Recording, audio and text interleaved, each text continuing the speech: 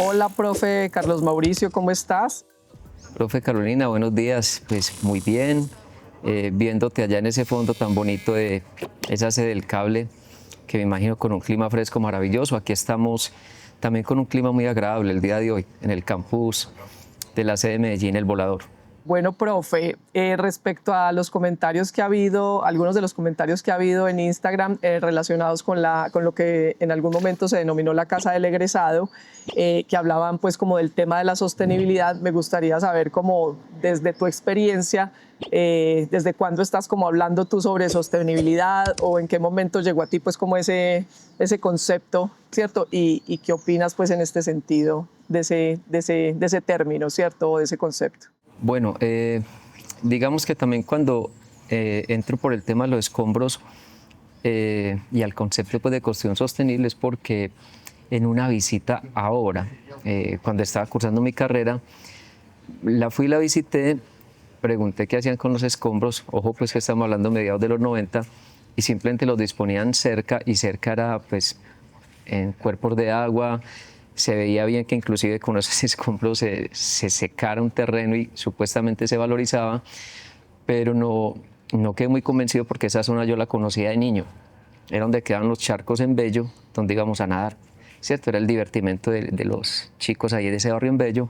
Eso me quedó sonando, y al mismo tiempo la clase de economía, la profesora Luz Helena López la enfocó desde una perspectiva ambiental, que era muy novedoso. Ella acababa de venir de hacer unos estudios en Europa, habían trabajado más ese tema de lo ambiental, entonces hubo como ese match entre lo que yo veo, de que me lleva a la infancia, charcos, por qué la construcción hace eso, y la reflexión nacida en la asignatura de economía, y ahí se traza como un objetivo de que la construcción es ineludible.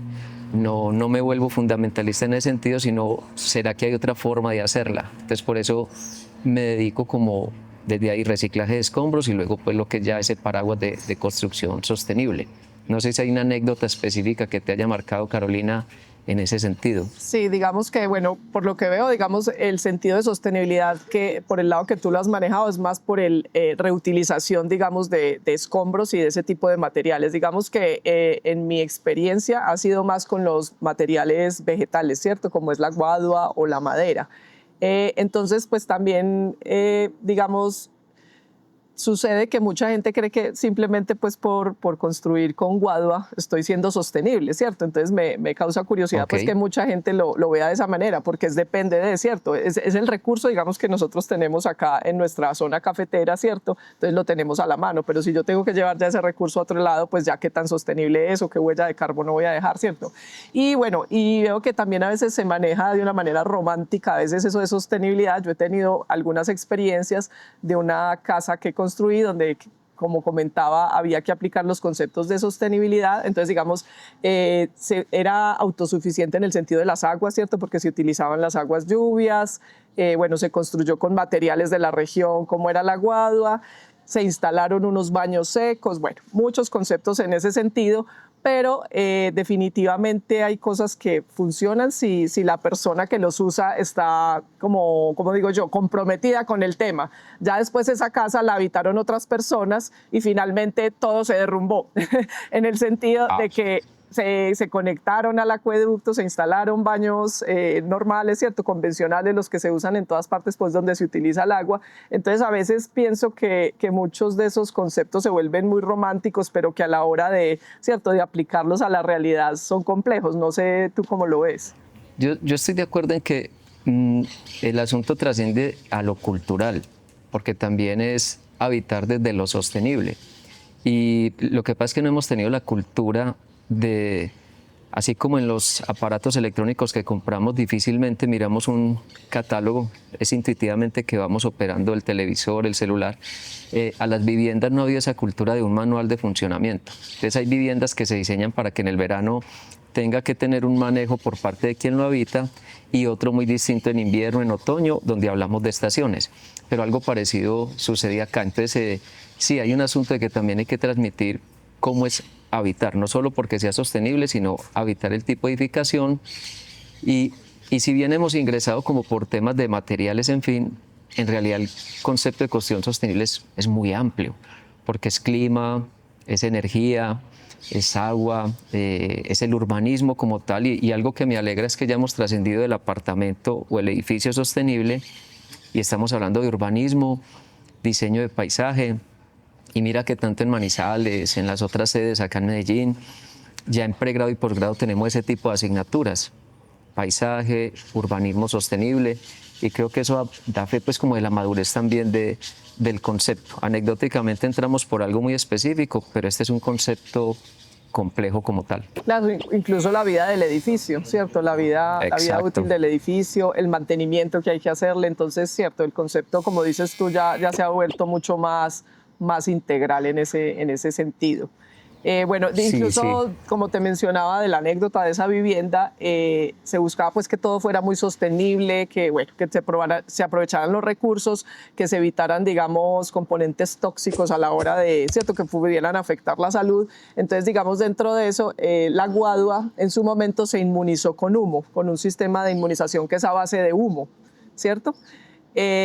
También digo yo, o sea, eso ha funcionado en muchas partes del mundo, en Japón incluso, ¿cierto? Donde inmunizan la madera también o el bambú con humo, pero acá yo tuve una mala experiencia porque finalmente a los no sé cuántos años que había que hacerle mantenimiento a la casa nos encontramos con que había bichitos, ¿cierto? En la Guadua, y finalmente nos tocó inmunizarla o hacerle pues un mantenimiento ya con algunos químicos. Entonces ahí es donde yo digo que a veces es como tan complejo lograr esa sostenibilidad o lograr ese respeto, digamos, por el medio ambiente y no afectar todo. A veces unas cosas favorecen en cierto modo, pero afectan otras. Entonces me parece un poco complejo a veces manejar ese tipo de, ¿cierto? Cómo manejarlo de manera tan integral.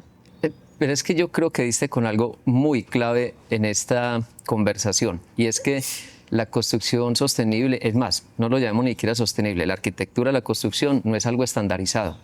Entonces lo que te funciona en Manizales no necesariamente funciona en el mismo piso térmico de Medellín. Entonces lo que nosotros hemos definido en el grupo es que la construcción sostenible es vestirse del lugar, es aquella que se viste del lugar. Entonces reconoce las variables del contexto y eso atañe a material. Se han cometido errores, pero desde la buena fe, tal vez uno ha cometido algunos parecidos, de que porque una madera funcionó muy bien en Finlandia, se hace algo similar acá, pero los contextos de humedad relativa, diferencias térmicas en un solo día son distintas, pero eso hace parte del aprendizaje. Mira que vestirse de lugar es, vos estás en este momento en Manizales, hace frío, estás abrigada para tal. Yo estoy aquí en Medellín, a 1450 metros sobre el nivel del mar, un clima perfecto, fresco, pero no necesito el mismo abrigo que tenés vos en este momento porque ya me daría calor.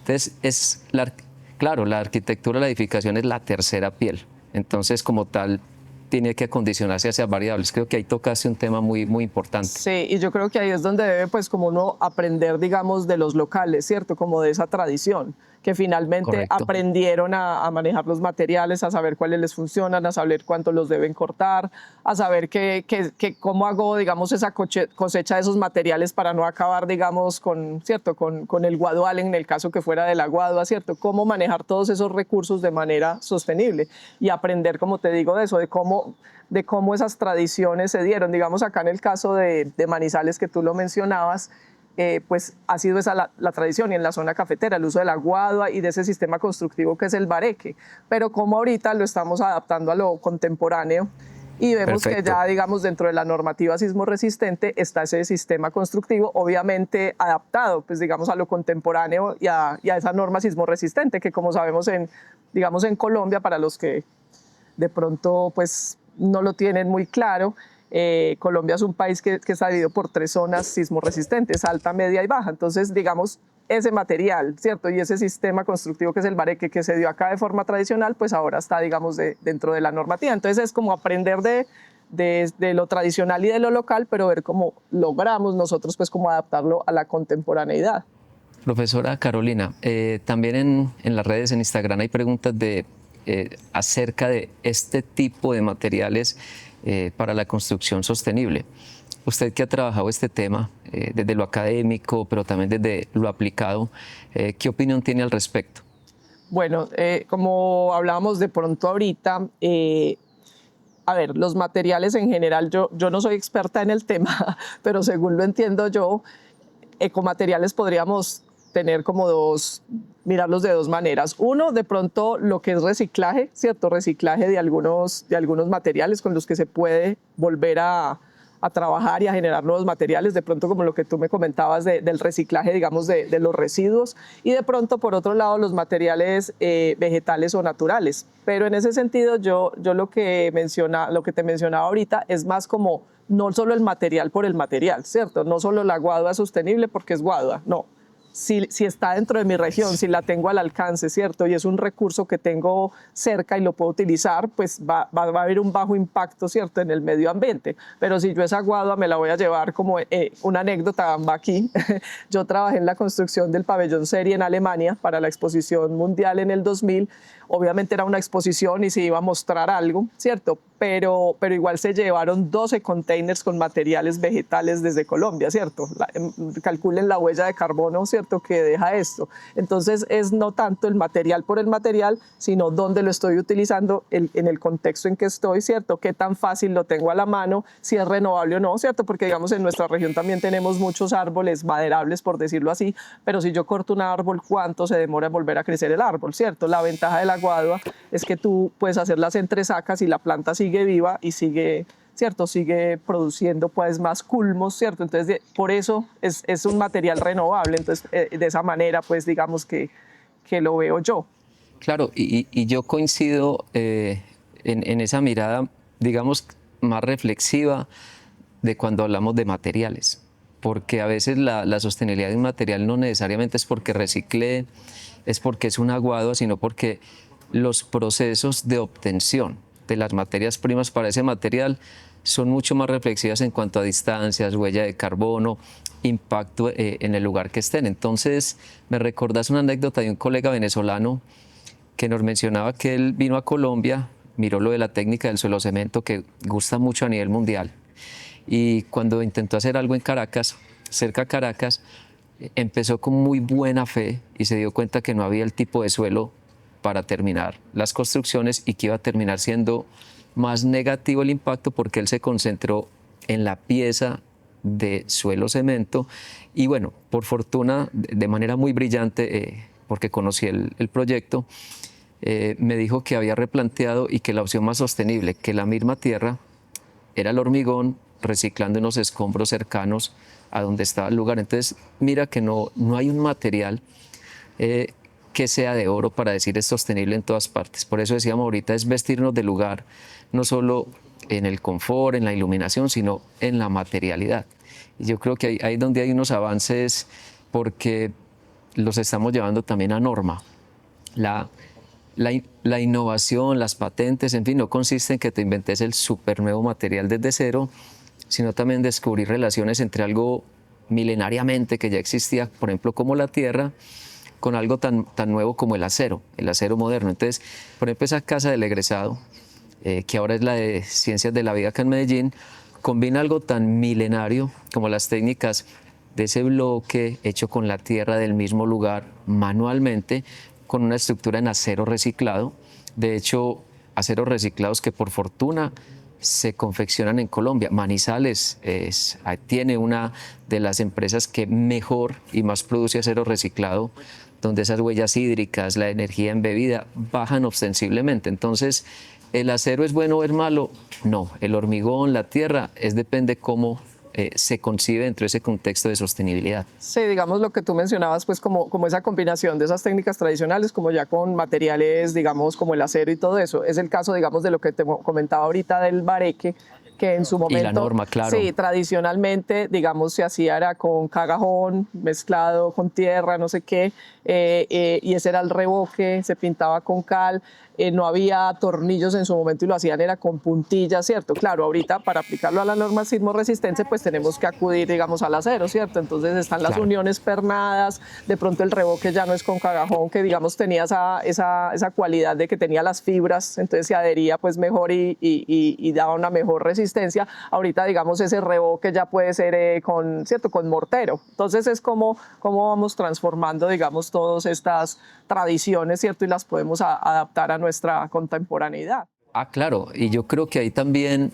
tenemos que cultivar la paciencia, porque, porque cuando uno está investigando, después de años, para uno es como tan evidente que eso funciona, pero para quien hace las normas, Icontec, Invías, sismoresistencia, no es tan evidente. Entonces, no tampoco pretender que nos están poniendo obstáculos per se, sino que las normas nunca se legislan para el futuro, pero sí nos dejan algo que se llama el capítulo para permanente actualización. Si surge algo nuevo, lo importante es que lo demostremos y para ello hay un protocolo y yo creo que eso ha abierto mucho las puertas. Ahora Colombia, yo estoy positivo porque tenemos ya normas cada vez más modernas para los materiales como la guadua, la madera, pero la tierra, pero también para ecomateriales, para el acero reciclado, la confección de agua lluvia para nuevos materiales ya es un hecho. Entonces comienza poco a poco también la normatividad a alimentarse de esto y yo creo que es un crecimiento,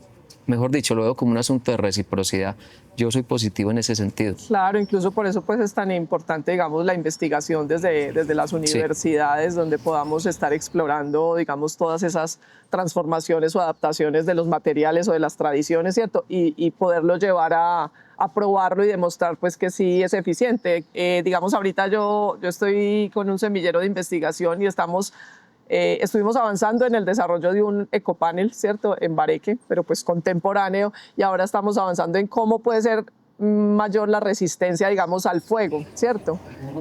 Porque ese es un aspecto que es complejo, digamos, con estos materiales como la madera y la guadua, que incluso creo que las aseguradoras, o no sé si cobran más por el seguro o no aseguran a una casa cuando está construida con estos materiales. Entonces, son unos retos bastante grandes que hay allí. Y bueno, y otra cosa que caigo en cuenta cuando tú mencionabas, pues cuando decías que vestirse del lugar y todo esto y tener en cuenta el contexto, es que es muy peligroso a veces cuando uno mira un referente, ¿cierto? Ay, este referente, miren que allá funcionó, pero hay que analizar muy bien a fondo ese referente, por qué lo hicieron de esta manera, por qué utilizaron este material, por qué lo construyeron así, ¿cierto? No simplemente traer algo que me pareció o que funcionó en determinado lugar y traérmelo para acá porque probablemente no va a responder de la misma manera. De acuerdo. Profe Carolina, en tu contexto, Manizales, Caldas, que hay mucho trabajo de la guadua, el bareque, la construcción con tierra también en general, ¿cómo ves la viabilidad económica de la construcción sostenible?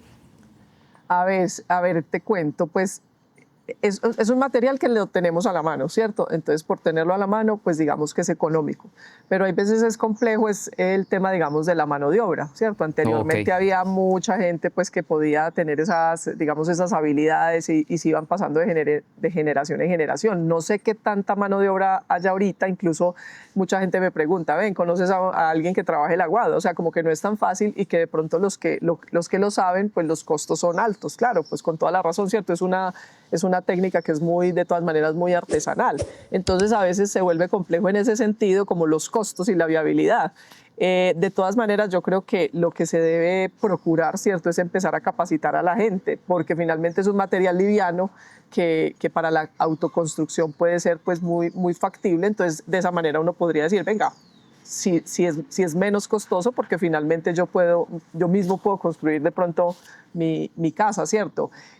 Pero es complejo incluso por lo que mencionaba ahorita sobre temas de, digamos, el impacto del fuego. A veces no es fácil porque a la gente le da miedo. Otra cosa que es muy compleja es que como es el material que está a la mano, entonces de pronto la gente que no tiene esos recursos hace su casa como puede, ¿cierto? Sin ningún conocimiento de pronto técnico. ¿Qué pasa? Que no tiene los cuidados necesarios, ¿cierto? Entonces la deja a la intemperie, entonces un material natural a la intemperie obviamente se va a desgastar con mayor facilidad. Entonces muchas veces le echan también la culpa como al material. No, es que eso con guadua eso no dura, ¿cierto? ¿Pero por qué? Pues porque no está construido con pues digamos como debe ser, protegiéndolo de la humedad, protegiéndolo del agua, o sea, tomando todas esas precauciones. Entonces ahí es como que muchos temas entran en ese sentido. Digamos que en lo que tú trabajas, que tiene que ver pues con la recuperación de estos residuos, no sé si haya, digamos, ya como unas políticas claras, porque incluso la guadua a veces es difícil hasta conseguirla,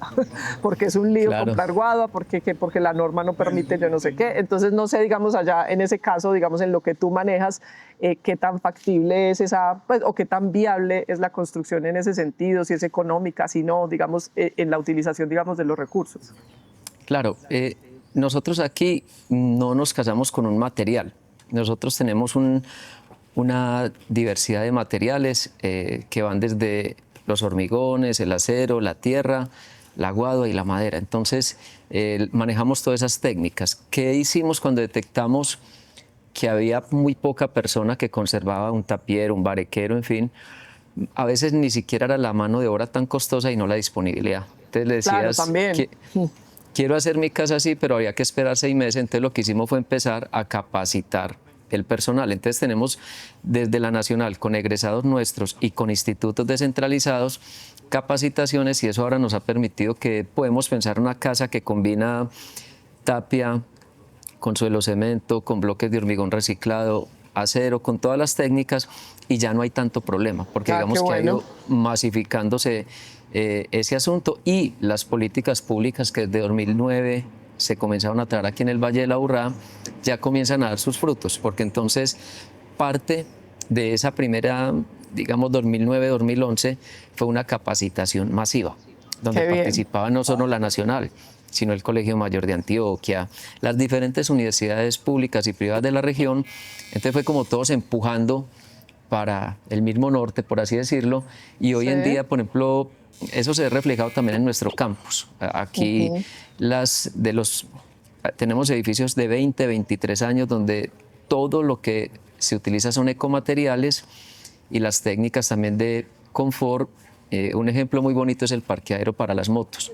El parqueadero para las motos tiene un concreto permeable que permite que el agua lluvia se filtra, y con esa agua se recoge y se hace el regado y el mantenimiento de los jardines que hay alrededor, que son exuberantes, muy bellos. Entonces digamos que ya se vuelve constitutivo como de la actividad, y por fortuna sí hay ese avance. Aquí ya la guadua, por ejemplo, no es tan masiva como en Manizales, está el transporte, pero hay sitios donde se consiguen guaduas que no las vamos a utilizar a nivel estructural, pero que nos sirven para lo que queremos. Entonces, digamos que la parte de viabilidad sí va siendo cada vez más evidente en estas técnicas de construcción sostenible. Qué bueno, yo creo que es que también faltas como en lo cultural, digamos, como yo mencionaba ahorita, como es el recurso que se tiene acá a la mano y que es económico. Entonces mucha gente, cuando ya tiene la forma, ¿cierto? Ya tiene unos recursos, lo que quiere es transformar su casa y hacerla en mampostería o en algo, porque sienten que es ese material, como que cuando no tengo plata es lo que tocó. Pero ya cuando tengo con qué, entonces ya construyo con ladrillo y con concreto. Claro, y ahí hay una contradicción, porque mira que las clases menos favorecidas dicen: yo quiero mi casa en material, no se ve la guadua a la tierra, pero mira qué contradictorio. La clase alta, media alta, es donde más obras de construcción sostenible tenemos, y paradójicamente es la que manda a hacer sus casas en estas técnicas, y sabe que cumple con norma, pero digamos que culturalmente habría que transmitir que una vivienda de interés social o prioritario puede ser sostenible, pero además bella. Claro, de hecho, la sostenibilidad tiene que aplicarse en la VIP y en la BIS, porque donde tengo menos ingresos, puedo garantizar más ahorros de energía, de agua, ahí es donde tiene que estar la sostenibilidad. Bueno, yo creo que es importante como uno poder mostrar esos ejemplos como los que tú mencionabas, digamos, de allá de la universidad y todo esto, que a propósito en las redes también preguntan que si se pueden conseguir los planos de esto que antiguamente se llamaba como la casa del egresado. Sí, claro que sí, qué buena pregunta. Sí, claro, y además un libro. La experiencia, qué interesante. Sí, la experiencia nos dio como tan buenos resultados de trabajo entre campus, facultades y sedes, que hay un libro que es un solar, ¿cierto? Proyecto de vivienda sostenible, entonces editado y publicado por la misma Universidad Nacional. Entonces ahí los estudiantes en sus bibliotecas lo pueden mirar o lo pueden adquirir en la librería, y está toda esa historia contada de principio a fin de esa casa que participó en el solar, Casa del Egresado y Ciencias de la Vida. Ah, qué bueno, qué interesante. Y ahí están los planos, todo. Porque qué bueno, o sea, conocer las experiencias exitosas, ¿cierto? Y claro, poderlas replicar. Profe. Sí, claro que sí, ahí está toda la información, planos estructurales, paisaje. Qué bien. Bueno, profe Carlos Mauricio, qué bueno pues haber conversado contigo sobre estos temas pues que son como tan discutidos y a veces tan controversiales, y conocer más la perspectiva desde el trabajo que tú haces, y pues bienvenido acá a Manizales o o a lo que yo pueda servir ya pues en los conocimientos que yo tengo más relacionados pues con estos materiales naturales y con la construcción con guadua y estos sistemas constructivos como el bareque que se dieron tanto por esta zona y que se siguen dando.